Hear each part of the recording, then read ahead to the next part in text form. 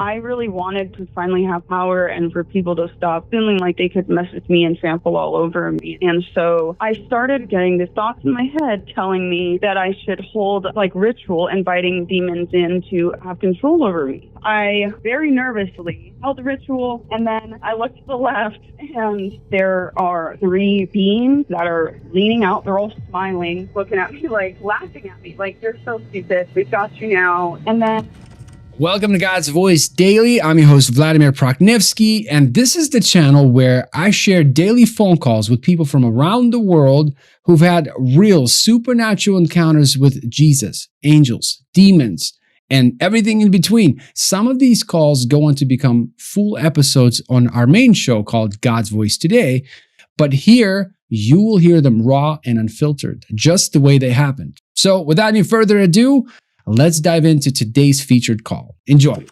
Hello. Hello, is this Rachel? Hey, yeah. Rachel, how you doing? I'm good. How are you? Living the dream, living the dream. Well, I was looking through your submission and you said that you waited for many years to share this testimony. So I just want to make sure that I give you plenty of time to share this testimony. So where does it all start for you, Rachel? Oh, do you actually want me to like share my testimony? Yeah, well, how about for the time's sake, I'm curious, what exactly went down? What did you experience? Like in a nutshell, now we can go deeper. Well, for the 15-minute calls, sorry, this is my daughter. Oh, we have a guest. That's awesome. Yeah, I have a 6-month-old daughter. She's teething a lot, so I know all about that. But so to just talk about the thing that I had, the snippet of my testimony I had wrote about when scheduling a call with you. Basically, because there's a lot more to my story. It's absolutely insane. I don't know, but I was living in Meridian, Idaho, and at the time, and I was not doing good at all. I was relapsing on meth and other drugs here and there, but mainly meth, here and there, not like consistently using it, but I was doing a lot of bad stuff and was really blind to myself, and I had extreme pride came into me. I was I don't know, I was so hurt. I thought that I was so much better than all these bad people that had hurt me, and it made me really bitter towards the world and everything. And I started turning into a person that was not at all who I really wasn't the woman God made me to be. It was just really dark, and just the pain was consuming me. And I believed in God. I was actually raised in a cult that we got rescued from when I was 11, but I believed in God and the devil, especially the devil, but I had been really drawn to darkness. Part of me was just really drawn to it for some reason. I didn't feel like I fit in with the light or with people of faith or people who did good in their life. I felt like I was just too much of basically a pile of garbage, and that everyone who had a good life was too good for me and wouldn't like me. So I surrounded myself with dark people and everything, and I got, this is something I don't share with people, but I was desperate for money, and I was convinced that I could never be someone that had a career or be successful. So when I had turned 18, I had been dancing and stuff. At this time when this happened, I think I was I'm 28 now. I think I was 22 or 23. Maybe I was 23, somewhere around that age. And I had started a few things at the same time. I started really getting into witchcraft more and more and trying to actually do spells and stuff. And I wanted to get into blood magic, which I did not back then understand how serious that actually is. And satanic worship. I was trying to find an actual cult, online trying to get on the dark web and like find something I could join with other people where like they were the real deal. I couldn't find anything, but so I was just doing it by myself in my room. I'm sorry if I'm all over the place. Oh, you're good. You're good.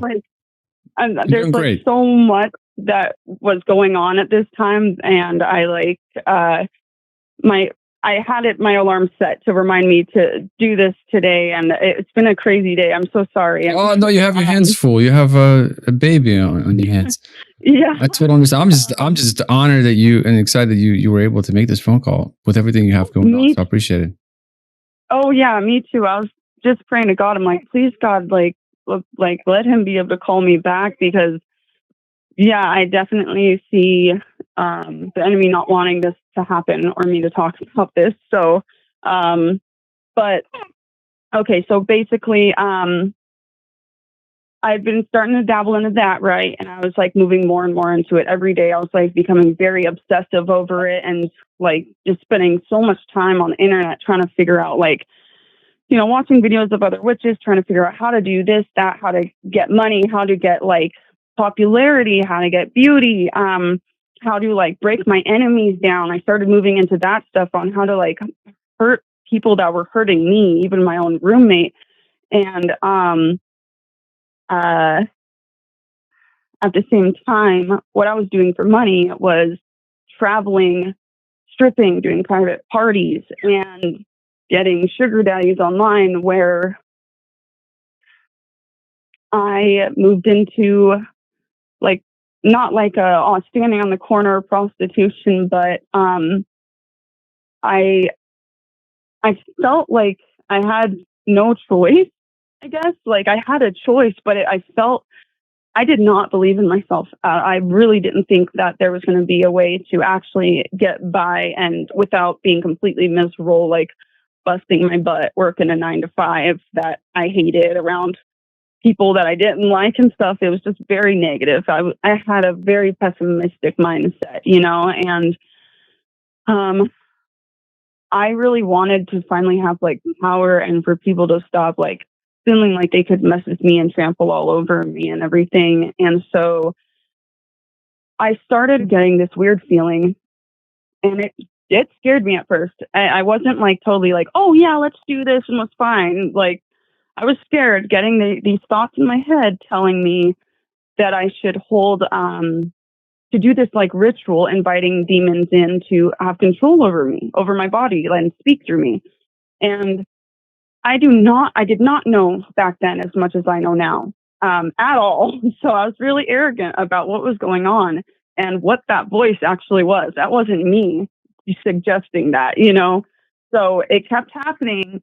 And I don't know if it was over the course of, I'm not sure. It didn't take very long for me to be hearing that to actually go and do it. I had been making a bunch of Ouija boards and trying to communicate with them. And I didn't feel like I was like getting out of it what I wanted to, or getting much of a response. So I very nervously set out like any crystals I had, tarot I had. I was trying to figure out what to do. I figured like, I don't know, the effort was what really mattered. And black candles and like just little things I learned would draw darkness. You know, the things that the witches on TikTok or on Facebook tell you, oh, don't use this because that'll draw a dark spirit. I'm like, no, it's all dark. I knew that. I knew there's no such thing as good witchcraft. That's a lie. I'm like, you know, I know what I'm doing. I know who this is worshiping. I didn't want to worship Jesus because I felt like I couldn't be a Christian and still be myself and be happy. I was completely deceived, like 100%. And so I held the ritual, and I remember like the first time I did it, because I think I did it like 3 times, if I remember correctly. I don't know how much I begged the first time, but I didn't do it for super long the first time. I wasn't sure about how to go about it, but I just sat there asking them, like saying all this stuff, anything that came in my mind, like, you know, I give you full access to me. I invite you in. Please live within me. Please inhabit my body. Please speak through me. Please, like my body is yours. Do what you want with me. Do anything. Like, and then I didn't think anything happened after that. So I did it again, and I became more desperate for some reason. I don't know why. I don't know why I was so desperate for it, but I started like begging. I was like, please, please, please, like thinking it wasn't working. And then I do it again. And this is over the course of, I think, like a week or so. I'm guessing it wasn't like it's over a course of a super long time. And then after that, I remember something drove me to do like upside down pentagrams in all my doorways, windows, and mirrors throughout the whole place. And I don't know if it was that night or the next night, but so I had the master bedroom in this apartment, and my bed's at one end of the room, and I had a walk-in closet with the door wide open right across on the other side. So I'm laying in my bed. I've got Christmas lights on in my room. My TV's really bright and on. The sun had just set. I was not tired yet, but I was getting ready to, I was trying to get ready to go to bed, but I was just watching some TV. And I started getting a really weird feeling like something was watching me. And I thought I saw something out of the corner of my eye. And at this time, I wasn't high. I was completely sober, and I wasn't using drugs or alcohol at this time where it was doing stuff like it was an every now and then thing, because I was trying to be clean. I was failing at that by relapsing here and there through this time. So it's not like it was a drug induced thing. It wasn't sleep paralysis. I was completely awake, completely clear minded. I looked to my left, and my daughter is, oh my goodness, she's going, got a seizure. But I looked to the left, and so like the right side of my closet, there are 3 beings that are leaning out. They're all smiling. They had like really big mouths. I feel like their eyes were kind of big, but I don't remember too much about their eyes. They were dark, but like I could see them. I felt like they were kind of big, like not normal smiles, like kind of like animated smiles. And it was just the most devious look on their face. It wasn't a smile like, oh, I'm happy to see you or anything. It literally was like I knew exactly what that look was like, basically looking at me, like laughing at me, like, you're so stupid. We've got you now. And their skin, I was never able to figure out how to describe their skin until, oh my gosh, until like I think like a year ago, because somebody had seen the same exact thing, and what she described it as was exactly what I had seen. So their skin was like, it was like pufferfish skin, like it was like pokey, but it wasn't like a puffed out pufferfish. It was like these relaxed, like leathery pokes. They all looked the same. So I saw them. I freaked out. My phone was like, I don't know, on the other side of my bed. I put my head under the covers. I'm frozen in fear. I'm trying to reach my hand out to grab my phone. I call my roommate, Antonio, and I'm like, you need to come in my room right now. Please come in my room. Get in here right now. So he comes in, and I don't want to pull my head out of the covers. And I'm telling him, I'm like directing him, are you in here? Like, shut the door. Come in. I'm like, lay right next to me right now, please.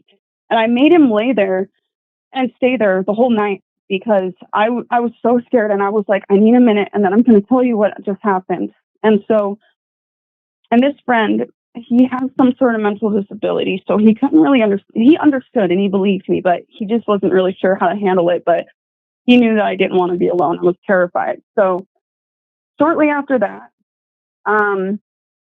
it happened 2 more times, but it wasn't all 3 of them the next time. So it was just one, the next 2 times it happened. So it was basically the same scenario. I was laying in my bed, except I think it was still kind of light outside. It wasn't quite dark yet. And this time, like, I felt that feeling again. I looked to my left, and it's not in my closet. It's probably like maybe 2.5 feet standing outside of the closet, just standing there staring at me. I'm horrified again. Like it was terrifying. It was absolutely horrifying. I reacted the same way, except I start crying, and I'm under the covers again. I get my phone. I'm trying to call Antonio for help. I don't know if I know he came again. There were 2 times that he came, but I wasn't sure if it's the second or last time. This was a long time ago, but one of the times I just had to deal with it alone, and I didn't know what to do. I was freaking out. So then the last time, that it happened, I was falling asleep. So it was probably around 9 p.m., I think, 9 or 10 p.m. I'm laying in my bed and I'm starting to doze off, and my TV's on when I felt the heaviest, freakiest presence, like right next to me. I swear, I opened my eyes. As I'm opening my eyes, I remember exactly how this looked. It's like standing by where like my hips are. As I'm opening my eyes, it is leaning down, bringing its face to my face, and I broke. Like I had gone, I don't know, at least a year. I had gone a long, long time not being able to cry at all. Like my heart was so hard. I was so angry and bitter. I had just changed a lot. I was just doing so bad, so unlike my normal self. And I suddenly, just after that happened, I couldn't stop crying. Like for days and days, I'm bawling my eyes out hysterically, not like over that because I was so scared. I was, but like over my sin, like what I was doing. I started, for some reason, this stuff I loved doing was really bothering me. And I just got, I don't know if it was God that put this in my head that was talking to me, or if I just knew. Sorry. Oh, you're good. You're good. Don't be sorry. But I don't remember exactly how I heard it or if I thought it, but basically it was just something that told me that Jesus was either the way out, or like that was what I needed. I think I was hearing Jesus is the way out of this. So, and I when I thought that or heard it, whatever it was, I knew that I knew that was it. Like I don't know, it registered with me for some reason. And so I called my parents, who lived like an hour away, and I was like, you guys are not going to like what I'm about to tell you. And I admitted to them that I'd been doing witchcraft, that I had been doing like satanic worship, because I'm only telling you, like, I'm trying to sum it up as much as I can.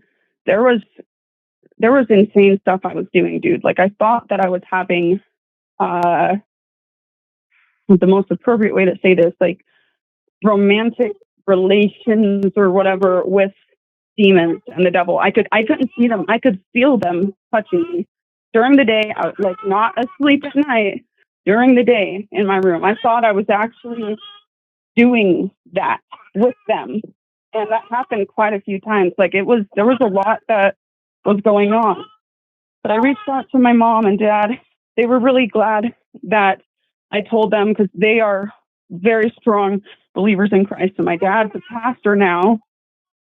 And so my mom came over. She helped me throw everything away, which was really hard for me to do. It was really hard for me to do.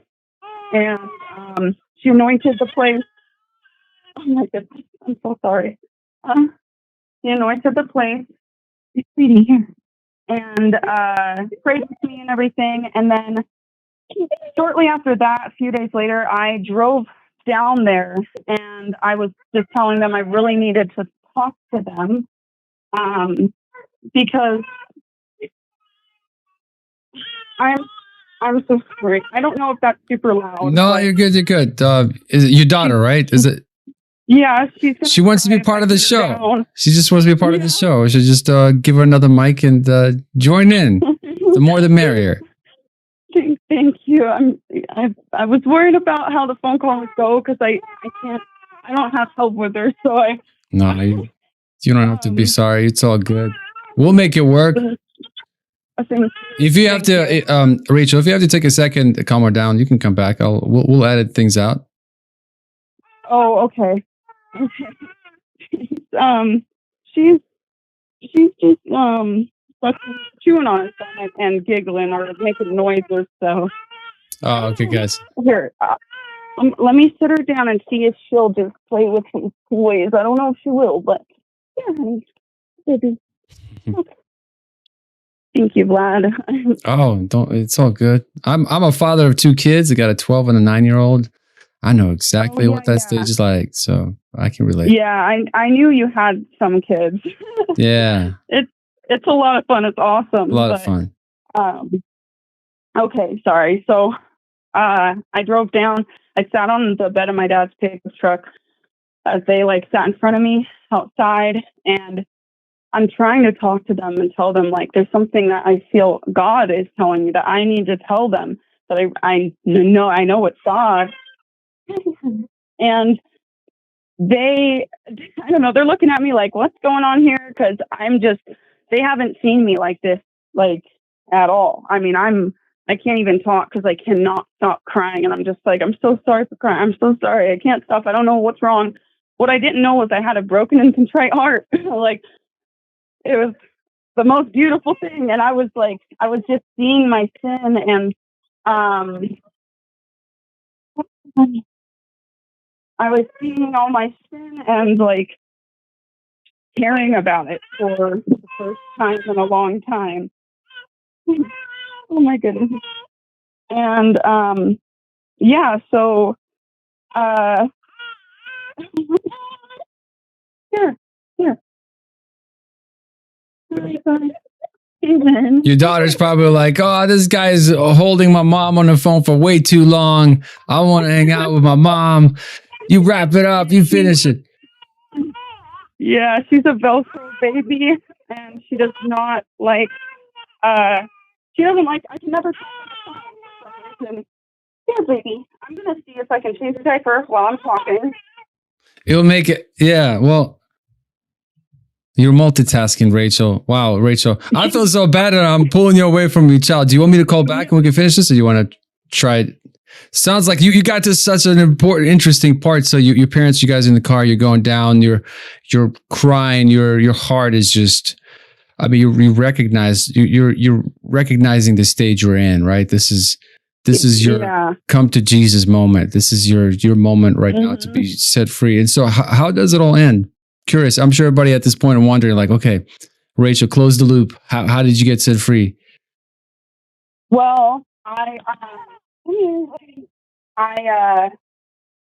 told them that I was really strongly feeling this wasn't something I wanted to do or needed to do, but I felt strongly that God was telling me that I needed to leave my apartment and move in with them.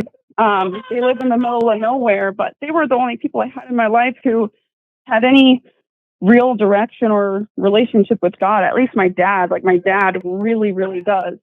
So they prayed about it, and they felt like they really believed God was telling them that too. So I left everything behind. I ended up coming here and going to the church. No, Peanut. And so I started going to church there. I got baptized, and now it's been a wild journey over the last couple of years of that. And I got saved, but and I did good for a few months, but then the most insane thing that's ever happened in my life, and is on the news, at least in our area is on the news, is going on right now. That's why I didn't answer the phone. That's why I was scared, because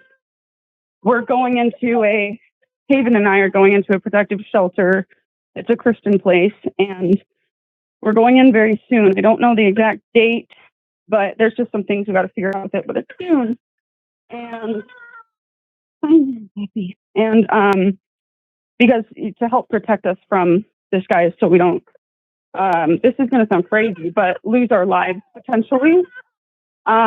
He is in jail, but his family is really dangerous. It's her dad. I don't like to even say that word, but yeah. And Wow.